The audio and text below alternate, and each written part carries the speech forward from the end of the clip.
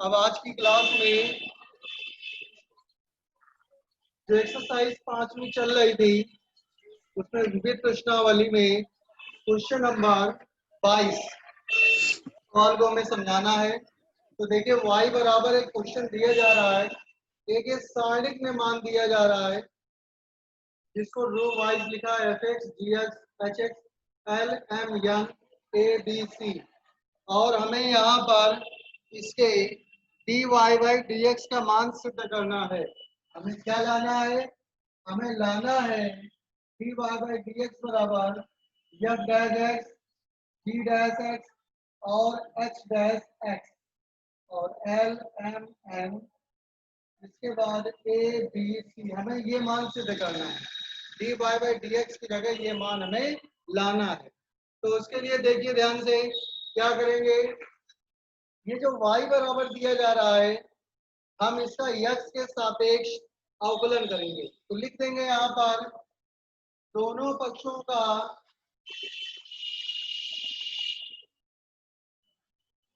x के सापेक्ष अवकलन करने पर। तो अभी तक आप जो सवाल पढ़ रहे थे उसमें y बराबर x के पदों में कोई ना कोई मान दिया जाता था। यहाँ भी x के पद में मान है लेकिन ये सारणिक रूप में लिखा हुआ है। तो इसका अवकलन करेंगे कैसे? सबसे पहले जो प्रश्न उठता है वो ये उठता है। तो उसके लिए देखिए ध्यान से, सारणिक में जब किसी भी मान का हमें अवकलन करना होता है तो हम रो वाइज मतलब पहली रो का अवकलन करेंगे, फिर प्लस दूसरे सारणिक में दूसरी रो का अवकलन करेंगे, फिर प्लस, फिर ऐसे तीसरी सारणिक लिखेंगे उसमें तीसरी रो का अवकलन करेंगे। यानी एक एक रो का क्रमबद्ध तरीके से उसका अवकलन करते हैं। कैसे? देखिए जैसे dy dx ऑफ y निकालना है तो यहाँ पर होगा d upon dx of fx, फिर इसके लिए लिखा जाएगा d upon dx of gx और इसके लिए लिखा जाएगा d upon dx of hx। और ये बाकी के दोनों जो रो हैं उनको ऐसे ही नोट कर देना है। ये हो गया पहला स्टेप। प्लस अब इसमें दूसरा स्टेप देखिए, अब चूंकि पहले रो में आप अप्लाई कर चुके हैं तो पहले रो को ऐसे ही लिख देना है fx, gx और hx। अब सेकेंड रो में अप्लाई करेंगे तो देखिए इसमें लिखेंगे d upon dx of l, यहाँ लिखेंगे d upon dx of m और इसमें लिखेंगे d upon dx of n। और थर्ड रो को a b c उसके वैल्यूज को ऐसे ही नोट करेंगे। प्लस अब तीसरी सारणी बनाएंगे तो देखिए अभी हमने पहली सारणी में पहले वाले जो पंक्ति है इसको अवकलन किया था, फिर प्लस उसी सारणी को लिखा, फिर दूसरी वाली पंक्ति का अवकलन किया, इसके बाद दूसरी वाली पंक्ति का अवकलन किया और इसी तरह से अब तीसरी सारणी बनाएंगे, इन्हीं अवयवों को लिखेंगे और तीसरी वाली पंक्ति का यहाँ पर अवकलन करेंगे। तो देखिए fx, gx और hx और नीचे होगा l, m, n और यहाँ होगा dy dx of a, dy dx of b और dy dx ऑफ c। तो ये आपका कंप्लीट हुआ एक स्टेप। अब यहाँ पर इसका सिर्फ जो भी अवकलन करने पर मान आएगा उसको नोट करके उसका सोल्यूशन लिख लेंगे। तो देखिए अवकलन करना तो आपको आता ही है कि अगर हम fx का dy dx करेंगे तो इसको हम f डैश x लिख सकते हैं। अगर हम gx का अवकलन करेंगे तो हम इसको g डैश x लिख सकते हैं। अगर हम hx का अवकलन करेंगे तो इसको हम h डैश x लिख सकते हैं। और इसी प्रकार से देखिए इसी प्रकार से l, m, n, a, b, c इसको नोट कर लेंगे। प्लस अब देखिए दूसरे में fx, gx और hx इनको तो ऐसे ही नोट करना है।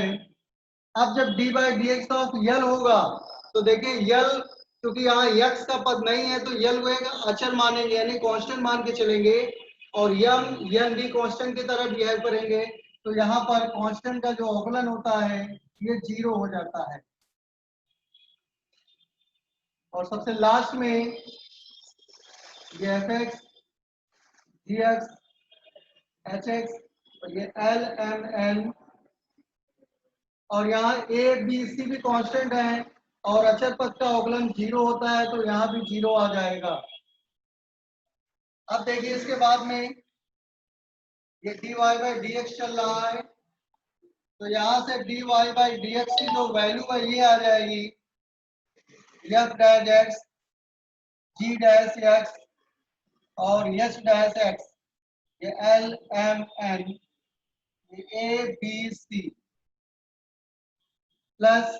अब देखिए आपने सारणिक में यदि पहले आपको ये पढ़ाया जा चुका है कि अगर किसी सारणिक में किसी पंक्ति या किसी स्तंभ का प्रत्येक अवयव शून्य हो तो वो सारणिक का मान शून्य के बराबर होता है। यानी देखिए ध्यान से, यहाँ पर जो दूसरी पंक्ति है इसमें प्रत्येक अवयव का मान शून्य है, इसलिए सारणिक का मान भी शून्य के बराबर होगा, यानी इसका मान 0 आ जाएगा। इसी तरह से यहाँ तीसरी पंक्ति के प्रत्येक अवयव का मान शून्य के बराबर है, इसलिए इसका भी मान 0 आ जाएगा। तो टोटल आपकी ये वैल्यू बच जाएगी जो हमें सिद्ध करनी थी। तो इस प्रकार से आपका ये क्वेश्चन कंप्लीट हो जाएगा, यानी जो मान आपको सिद्ध करना था वो मान आपका प्राप्त हो जाएगा। तो आप लोग ये देख लीजिए और बताइए अगर किसी स्टेप में कोई समस्या उत्पन्न हुई हो। इतना क्लियर हो गया? क्योंकि वो टाटी Yes, sir. मार ले परात में का कर। चलो इसके आगे बढ़ते हैं।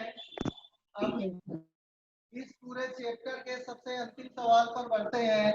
इसके बाद आप प्रैक्टिस करेंगे और सिर्फ समस्याओं को डिस्क्राइब किया जाएगा।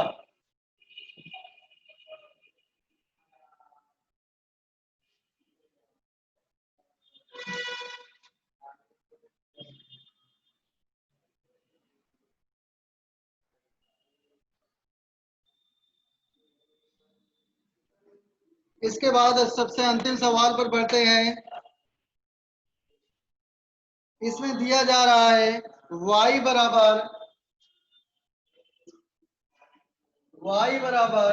e की power a cos inverse x। तो हमें यहाँ पर सिद्ध करना है, क्वेश्चन को पहले नोट कर लिया जाए। तो हमें यहाँ सिद्ध करना है 1 minus x square into d y by d x, sorry ये d square y by d x square है और minus x d y by d x minus a square y बराबर 0। ये मान हमें यहाँ सिद्ध करना है। तो इसमें देखिए y बराबर ये मान दिया जा रहा है और हमें ये मान प्राप्त करने के लिए हमें dy बाई डी एक्स भी चाहिए और d square y by d x square चाहिए। तो यहाँ तक पहुंचने के लिए सबसे पहले तो इसके दोनों पक्षों का x के सापेक्ष अवकलन करने पर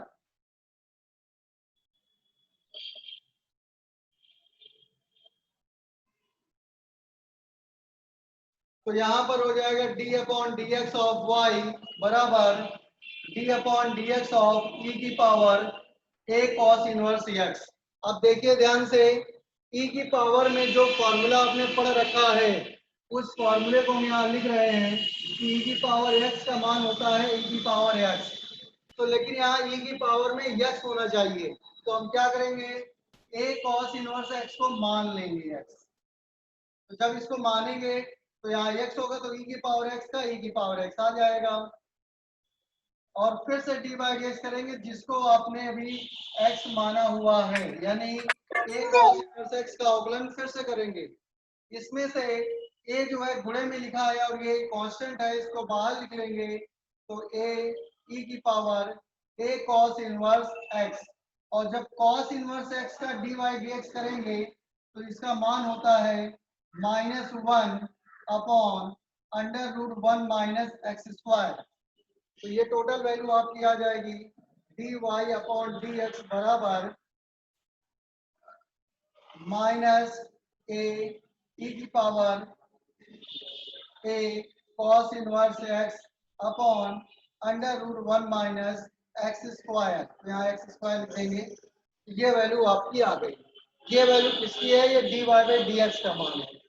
अब देखिए ध्यान से, ये y बराबर क्या मान दिया जा रहा है? y बराबर लिखा है e की power a cos inverse x। तो यहाँ पर जो e की power a cos inverse x है, यहाँ पर हम y लिख सकते हैं। यानी हम यहाँ लिख सकते हैं माइनस का a y upon under root 1 minus x square, ये d y by d x बराबर। अब यहाँ ये रूट हटा देंगे ताकि थोड़ा आसानी से हम इस क्वेश्चन को सॉल्व कर सकें। और रूट तभी हटाया जा सकता है जब दोनों पक्षों का वर्ग किया जाए। दोनों पक्षों का वर्ग करने पर तो यहाँ d y by d x का स्क्वायर लग जाएगा और यहाँ माइनस का स्क्वायर प्लस और ए वाई का स्क्वायर होगा a square y square upon root से स्क्वायर कैंसिल होगा तो 1 माइनस एक्स स्क्वायर हो जाएगा। अब यहाँ क्रॉस मल्टीप्लाई करेंगे तो 1 माइनस एक्स स्क्वायर का यहाँ मल्टीप्लाई हो जाएगा। तो देखिए आगे ध्यान से, तो इसको लिखा जाएगा 1 minus x square into d y by d x का होल स्क्वायर बराबर ए स्क्वायर वाई स्क्वायर। ये वैल्यू बन गई यहाँ तक।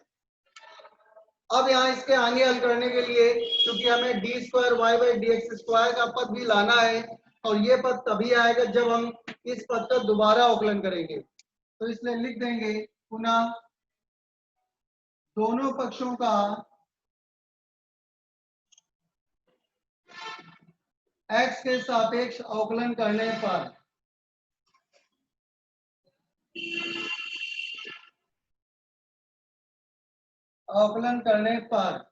तो देखिए यहाँ पर ये दो पद गुणे में है, तो यहाँ पर दो पदों के जो गुणनफल में फॉर्मूला लगाते हैं अवकलन ज्ञात करने के लिए, हम उस फॉर्मूले का यहाँ प्रयोग करेंगे। तो उस फॉर्मूले के अनुसार पहला पद D by d x of दूसरा पद प्लस दूसरा पद D by d x of पहला पद। ये तो हो गया आपका इस लेफ्ट हैंड साइड का अवकलन। अब इसका मान और निकाल के अगले स्टेप में रख देंगे बराबर a square d upon d x of y square. तो देखिए ध्यान से 1 माइनस एक्स स्क्वायर। अब यहाँ देखिए ये जो होल स्क्वायर लगा हुआ है तो अंदर वाली पूरी वैल्यू को हम x मानेंगे तो x स्क्वायर बनेगा और x स्क्वायर का अवकलन होता है 2x, यानी 2 d y by d x. और इसके बाद ये जो x मान रहे हैं इसका हम अवकलन फिर से करेंगे तो d upon d x of d y by d x. ये तो इसका अवकलन हुआ। अब अगले स्टेप में देखिए ये लिखा है d y by d x का होल स्क्वायर और यहाँ देखिए 1 का हो जाएगा 0 और एक्स स्क्वायर का हो जाएगा 2x बराबर ए स्क्वायर।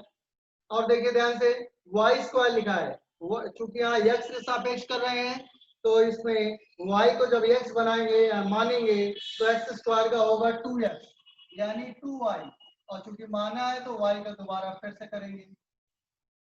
तो अब देखिए फिर से यहाँ पर आ जाते हैं, ये लिखा है 2, ये लिखा है 1 माइनस एक्स स्क्वायर, ये लिखा है d y by d x, और जब d अपॉन डी एक्स इसके साथ लगाया जाएगा तो इसको लिखेंगे d square y by d x square. अब इसमें देखिए ये माइनस 2x इधर प्लस में मल्टीप्लाई होगा तो माइनस 2x आ गया और ये लिखा है d y by d x का होल स्क्वायर बराबर यहाँ देखिए 2a square y into d y by d x, इतनी वैल्यू आ जाएगी। अब यहाँ से देखिए d y by d x को हम यहाँ पर कॉमन ले सकते हैं, तो d y by d x को हम कॉमन ले लेंगे पूरे से, तो यहाँ बचेगा क्या?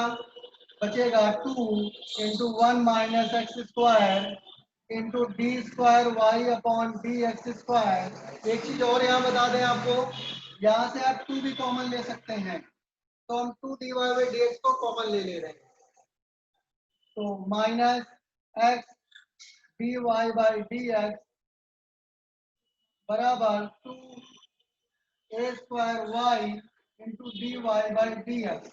2 से 2 कैंसिल हो जाएगा, 2 से 2 कैंसिल हो जाएगा, और 2 से 2 कैंसिल होने के बाद देखिए इस वाले स्टेप को हम इधर ले आएंगे, बराबर के इधर जो स्टेप लिखा है इसको इधर ले आएंगे, और पूरे से dy बाई dx को कॉमन ले लेंगे।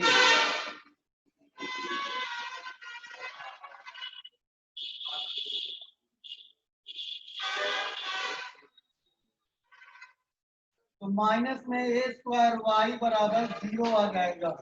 अब इसमें ये दो गुणनखंड मिल गए, या तो ये बराबर 0 या तो ये बराबर 0।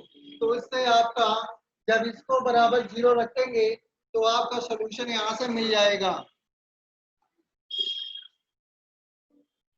तो जब आप इसको इस वाले स्टेप को बराबर 0 लिखेंगे तो आपको ये वैल्यू यहाँ पर मिल जाएगी और आपका क्वेश्चन कंप्लीट हो जाएगा। तो इस तरह के इस क्वेश्चन को आप कंप्लीट करेंगे और इसके साथ ही साथ आप इस पूरे चैप्टर को कंप्लीट करिए। अब इस चैप्टर में जो भी समस्या है वो उसको आप अगली क्लास में यानी कि कल आप पूछिएगा। और कल प्रॉब्लम सेक्शन फिनिश करने के बाद नया चैप्टर आपका स्टार्ट होगा, और नया चैप्टर स्टार्ट होगा तो उसमें आपको आगे बताया जाएगा कि अगले चैप्टर में क्या क्या पढ़ना है क्या नहीं पढ़ना है। ठीक है बच्चों, इसमें कोई समस्या आप लोगों को आ रही हो तो बता सकते हैं अभी। सर ये थोड़ा 22 नंबर बता दिए सर, कनेक्ट नहीं हो पा रहा था पहले हमारा। बेटा 22 नंबर में रो वाइज यानी रो के तरीके से आप लोगों को तीनों रो का 1 बाई 1 प्लस लगाते हुए अवकलन करना है, और उसमें जो सेकेंड रो थर्ड रो है वो कांस्टेंट है तो उनमें 0 आ जाएगा अवकलन करने पर, तो वो पूरी सारणी का मान 0 हो जाएगा, और जो फर्स्ट रो है उसमें डैश